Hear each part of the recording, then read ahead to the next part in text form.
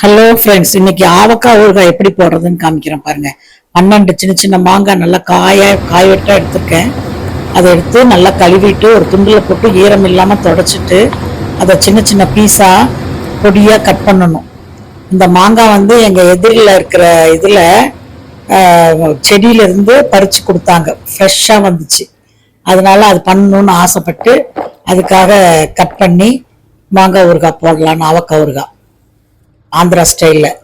அதுக்கு நிறைய தாராளமாக உப்பு போட்டுட்டு மிளகாத்தூள் போடணும். நல்ல தாராளமாக மிளகாத்தூள் போட்டுட்டு அதுக்கப்புறம் வெந்தயமும் கடுகும் நல்லா ஒரு 2 டேபிள் ஸ்பூன் இடித்து அதை போடணும். அப்புறம் மஞ்சத்தூள் போடணும். அதை வந்து உங்களுக்கு எடுக்கலை.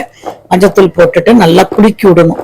நல்லா குலுக்கி விட்டு எல்லா இடத்துலையும் அந்த மசாலாலாம் கலக்கிற மாதிரி பச்சையாக தான் இது எல்லாமே. எதுவுமே வந்து அடுப்பில் ஏற்றுறதே இல்லை.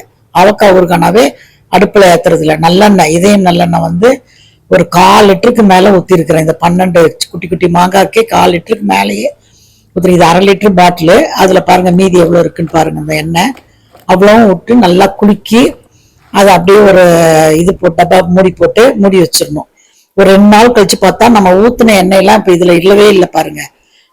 அது வந்து அப்படியே ஊறி அப்படியே மேலாக வந்து மிதங்கும் பாருங்க. 2 நாள் கழிச்சு நான் உங்களுக்கு எடுத்துருக்கிறேன்.